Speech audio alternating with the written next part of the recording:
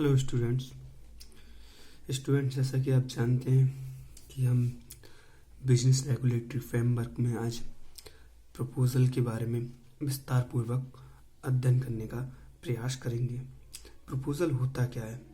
जैसा कि आप जानते हैं कि हमने इससे पूर्व ठहराव और अनुबंध के बारे में अध्ययन कर लिया है या कर चुके हैं। तो ठहराव होता क्या है? ठहराव में 2 पॉइंट्स होते हैं, प्रस्ताव और स्वीकृति। प्रस्ताव और स्वीकृति। ठहराव कब होगा?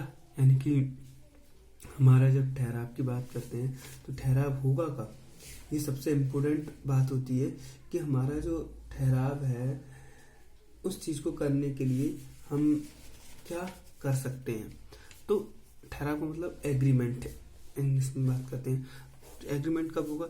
जब मान लीजिए प्रपोजल हुआ, किसी ने कोई प्रपोज किया कि ये काम आप कर लोगे और उसने स्वीकृति दी दी, हाँ मैं ये काम कर दूंगा, तो ये क्या हो गया? ठहराव हो गया। या फिर मैंने कहा कि इन्हें कहा कि मेरी वस्तु 5 रुपए की है, ये पेन 5 रुपए का है, ये खरीद लोगे? बी से कहा, बी ने स्वीकृति दे दी, हाँ मैं खरीद लूंगा, तो ये क्या हो गया? एग्रीमेंट, ठहराव।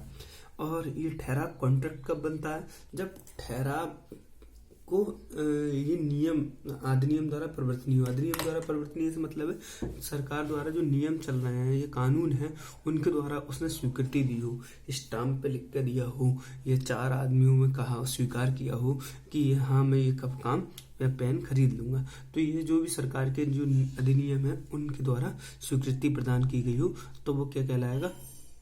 अनुबंध यानी कॉन्ट्रैक्ट। ठीक है। अब जब हम प्रपोजल की बात करते हैं तो एक हिसाब से देखा जाए कि वैध अनुबंध का सबसे महत्वपूर्ण लक्षण यह पक्षकार के मध्य ठहराव होना जरूरी होता है। ठीक है। और प्रत्येक ठहराव की उत्पत्ति कब होती है? जब प्रस्ताव हो, और प्रस्ताव होगा तभी स्वीकृति होगी। किंतु प्रस्ताव अथवा स्वीकृति तभी प्रभावी होगी। भाई हमने कहा कि वैध अनुबंध कब होगा? जब कोई आदमी ठहराव होगा तब। और ठहराव होने के लिए क्या है? पहले प्रस्ताव हो फिर स्वीकृति हो, और स्वीकृति और प्रस्ताव तभी प्रभावी होगा जबकि उसका संवहन हो जाए। संबंध मतलब एक ए ने दूसरे बी से ये बात कही कि आप मेरा पेन खरीद लो, और बी ने उसे कह दिया हाँ मैं खरीद लूंगा, तभी वो किस तरीके का प्रस्ताव क्या होगा? वैलिड होगा। ठीक है। अब आप समझ चुके होंगे प्रस्ताव होता क्या है। अब हम पढ़ लेते हैं सेक्शन, मैंने आपको सेक्शन 2A से 2G तक ये डेफिनेशन याद करने को कहा था, फिर भी देख लेते हैं सेक्शन 2A में क्या लिखा है। जब एक व्यक्ति किसी दूसरे व्यक्ति से किसी कार्य को करने अथवा उससे व्रत रहने के संबंध में अपनी इच्छा उद्देश्य से प्रकट करता है कि उस व्यक्ति की सहमति उस कार्य को करने अथवा उससे व्रत रहने के संबंध में प्राप्त हो, तो कहेंगे कि पहले व्यक्ति ने दूसरे व्यक्ति के सम्मुख प्रस्ताव रखा। समझ में आ गई? भाई एक व्यक्ति ने किसी दूसरे व्यक्ति को किसी कार्य को करने अथवा ना करने के उद्देश्य से उसके सामने कोई कार्य करने का को कहा, भाई कर दो, या उस कार्य करने के लिए व्रत रहो। व्रत से मतलब कि कर देना 2 दिन में 3 दिन में, तो उससे संबंधित उसने उसमें सम्मुख रखा और उसने उसके सामने ये प्रस्ताव रखा, ये बात कही, तो ये क्या कहलाएगा? प्रस्ताव कहलाएगा। क्लियर? आप समझ चुके होंगे। क्लियर?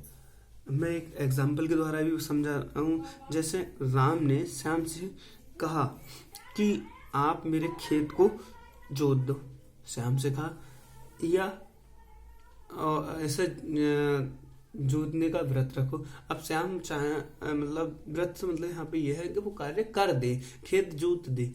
अब श्याम ने नहीं जोता, श्याम ने अपने पुत्र मोहन से वो खेत जुतवा दिया, यानी कि व्रत रहने का वचन दे दिया कि हाँ मैं ये काम कर दूंगा। तो ये राम ने जो बात श्याम से कही, तो वो क्या हो गया? एक उसके सामने प्रस्ताव रख दिया। अब उस प्रस्ताव को स्वीकृति किसने दी? श्याम ने। अब श्याम ने वो काम चाहे मोहन से कराया या खुद किया, या अपने बेटे से कराया या खुद किया, तो ये जो प्रक्रिया हो रही है उससे मतलब नहीं है। जब राम उस कार्य को करने के लिए श्याम से कह रहा है, तो ये क्या है? प्रपोजल है। क्लियर? अब हम बात करते हैं इस परिभाषा की, डिफाइन करते हैं क्या है लिखा है। उपयुक्त विवेचना से स्पष्ट है कि प्रस्ताव एक व्यक्ति द्वारा दूसरे व्यक्ति के समक्ष किसी कार्य को करने अथवा ना करने की अपनी इच्छा को प्रकट करना है। इस इच्छा को प्रकट करने का उद्देश्य दूसरे व्यक्ति की सहमति प्राप्त करना है। भाई किसी कार्य को करना है नहीं करने के बारे में इच्छा प्रकट करना होता है। अब वो उसे करने की अनुमति कर रहा है नहीं कर रहा है ये उस पर डिपेंड करता है। दूसरे व्यक्ति की सहमति प्राप्त करना है।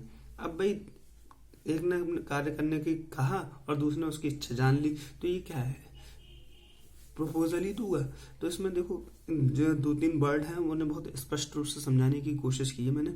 जैसे वह व्यक्ति जो प्रस्ताव रखता है उसे प्रस्ताविक यानी प्रपोजर या अथवा वचनदाता प्रोमिसर कहते हैं या कहलाता है। इसके विपरीत जिसके सम्मुख प्रस्ताव रखा गया जाता है उसे प्रस्ताविकी या ऑफरी अथवा वचनग्राता प्रोमिसी कहा जाता है या कहते हैं। क्लियर, आपको स्पष्ट हो गया होगा क्या है प्रस्ताव। ठीक है भाई, इसमें ध्यान रखना प्रमोशर यानी प्रस्ताविक और प्रस्ताविकी, ये ध्यान रखना प्रस्ताविक और प्रस्ताविकी। ये प्रस्ताव रखने वाला है, ये स्वीकृति प्रदान करने वाला है जिसके सामने प्रस्ताव रखा जाता है। इसे प्रोमिसर भी कहा जाता है और इसे प्रोमिसी भी। क्लियर, प्रोमिसर और प्रोमिसी ये बहुत इंपॉर्टेंट वर्ड्स हैं, इन पर ध्यान फोकस रखना है, तभी हमारा ये कहने का मतलब है प्रस्ताव हमारे क्लियर हो गए। डेफिनेशन देख लेते हैं क्या है। पोलक ने कहा है किसी व्यक्ति द्वारा स्वेच्छा से स्पष्ट शर्तों के आधार पर किसी ठहराव का पक्षकार अपनी पक्षकार बनने की इच्छा को व्यक्त करना प्रस्ताव कहलाता है। क्लियर, देखिए the expression of persons willingness to become according to the his experience a party to an agreement is called an offer और proposal। या ऑफर कहेंगे प्रपोजल कहेंगे, किसने कहा, पोलक ने। ठीक है, अब हम इसके बारे में हम इसके कैरेक्टरिस्टिक या कहा जाए तो इसके एलिमेंट्स के बारे में जानने का प्रयास करते हैं। इसकी कैरेक्टरिस्टिक क्या है, प्रस्ताव के आवश्यक लक्षण अथवा तत्व, एसेंशियल कैरेक्टरिस्टिक और एलिमेंट्स ऑफ ए प्रपोजल। ठीक, इसके बारे में बात करते हैं। कम से कम 2 पक्षों का होना। भाई प्रस्ताव होने के लिए कम से कम कितने पक्षों का होना आवश्यक है, कम से कम 2 पक्षों का होना आवश्यक है। जब तक 2 पक्षकार नहीं होंगे तब तक प्रस्ताव हो ही नहीं सकता। एक लाइन कही जाती है, no person can make a proposal to himself, यानी कि कोई भी व्यक्ति अपने आप को सामने प्रपोजल नहीं रख सकता, तो प्रपोजल नहीं बना सकता। तो कम से कम 2 व्यक्तियों का होना प्रपोजल के लिए अत्यंत आवश्यक है। प्रस्ताव किसी कार्य को करने अथवा ना करने के लिए होता है। भाई प्रपोजल क्या होता है, भाई एक व्यक्ति कार्य करेगा या नहीं करेगा। भाई ऐसा हो सकता है, इन्हें कहा कि ये मेरा पेन खरीदती, ये करने के लिए हो गया, और कहा कि ये पेन मत ना ही खरीदना है तुम्हें, तो इस तरीके का हो जाएगा। जैसे आपने खेत में, ये खेत नहीं जोतना है या खेत में पानी नहीं लगना है, तो आपको ये काम करना हो सकता है। तो ये कुछ भी हो सकता है। Proposal for doing a work और नॉट डूइंग ए वर्क, तो प्रपोजल किसी कार्य को करने अथवा ना करने का होना होता है। प्रस्ताव द्वारा दूसरे पक्षकार की सहमति प्राप्त करने का उद्देश्य से इच्छा का प्रकट किया जाना। ठीक,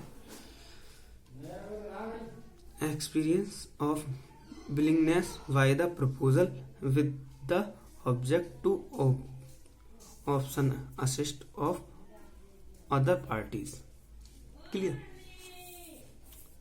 हम बात करते हैं भी प्रस्ताव संबंधी वैधानिक नियम। कौन कौन से वैधानिक नियम है, तो इसके जो वैधानिक नियम है वो किस तरीके से, प्रस्ताव का स्पष्ट, निश्चित, पूर्ण अतः अंतिम होना। प्रस्ताव, जब हम प्रस्ताव रख रहे हैं तो प्रस्ताव कैसा होना चाहिए, प्रस्ताव हमारा स्पष्ट हो, क्लियर हो, डिफाइंड हो, निश्चित हो, कंप्लीट हो, पूरा हो और फाइनल हो, इसमें बदलाव ना हो। तो प्रस्ताव कैसा होता है, वैधानिक। ठीक है, लीगल होता है। अगर उसमें क्या है कि भाई आप मेरा पेन, ये वाला पेन है, राम से कहा ये पेन खरीदना है, अब मैंने कहा पेन का ढक्कन नहीं दूंगा, पेन की बात हुई है, यानी कि मैंने बदलाव कर दिया, तो ये इस तरीके का ना हो, पूरी बातें स्पष्ट होनी चाहिए। क्लियर। अब बात करता हूँ वैधानिक उत्तरदायित्व उत्पन्न करना। वैधानिक उत्तरदायित्व, क्रिएट लीगल ऑप्शंस। तो इसमें जब भी हम प्रस्ताव रखते हैं तो उसमें वैधानिक दायित्व उत्पन्न होने चाहिए। क्लियर। उसके बाद आ जाते हैं प्रस्ताव विनिमय के रूप में हो, आज्ञा के रूप में नहीं हो। जैसे कि हम जानते हैं कि प्रस्ताव जो है हमारा प्रपोजल है वो एक रिक्वेस्टली हो, ना कि एक आज्ञा के रूप में हो। जैसे प्रस्ताव सदैव नियम के रूप में होना चाहिए, आज्ञा के रूप में नहीं। उदाहरण के लिए आ के सम्मुख 1500 रुपये में अपना घोड़ा बेचने का प्रस्ताव रखता है। ये भी कहता है कि 1 सप्ताह तक उत्तर नहीं मिला तो ये माना जाएगा कि घोड़ा आपने खरीद लिया है। तो ये क्या हुआ? अवैध प्रस्ताव हुआ, नहीं हुआ? अवैध। तो या 1 सप्ताह के अंदर अंदर तुम मुझे घोड़ा खरीदेगा वरना मैं तुझे गोली मार दूंगा। इस तरीके से नहीं होना चाहिए, आज्ञा के रूप में नहीं होना चाहिए। एक प्रपोजल, एक रिक्वेस्ट, प्रपोजल जो है रिक्वेस्ट के रूप में, आप मेरा घोड़ा खरीद सकते हैं, खरीद लीजिए, मन कोई बात नहीं। तो एक रिक्वेस्ट होनी चाहिए, ना कि दोष होना चाहिए। क्लियर? समझ में आ गई बात? अब बात करते हैं प्रस्ताव स्वीकृति प्राप्त करने के उद्देश्य से किया जाना चाहिए। Proposal must be made view to optioning assist. मतलब कहने का किसी भी कार्य के करने अथवा न करने का प्रस्ताव दूसरे पक्षकार की स्वीकृति प्राप्त करने के उद्देश्य से किया जाना आवश्यक है। इस संबंध में यह ध्यान रहे कि केवल प्रस्ताव करने की इच्छा ही घोषणा करना के पर्याप्त नहीं है। तो ये उद्देश्य स्पष्ट होना चाहिए। उसके बाद आ जाता है हमारा प्रस्ताव स्पष्ट या गर्भित दोनों हो सकता है। भाई प्रस्ताव स्पष्ट कब होगा, गर्भित कब होगा, ये देख लेते हैं क्या है। देखो ये भाई जब प्रस्ताव मौखिक अथवा लिखित रूप से स्पष्ट शब्दों में किया जाता है तो स्पष्ट। इसके विपरीत यदि प्रस्ताव गर्भित होता है, किसी अन्य ढंग से प्रस्ताव किया जाता है तो उसे गर्भित प्रस्ताव कहते हैं। उदाहरण के लिए स्टेशन पर रेलगाड़ी की निश्चित स्थान पर समय पर आना यात्रियों के लिए गर्भित प्रस्ताव है। भाई हम स्टेशन वाले या रेलवे वाले कहते हैं कि 5 बजे की ट्रेन है, तो वो उनका तो प्रस्ताव है उनका, अभी गारंटी थोड़ी ना है कि 5 बजे आएगी, 5 बजे 10 मिनट पर आए, या 1 नंबर प्लेटफॉर्म पे आए या 2 नंबर प्लेटफॉर्म में, कोई निश्चित नहीं होता है। क्लियर?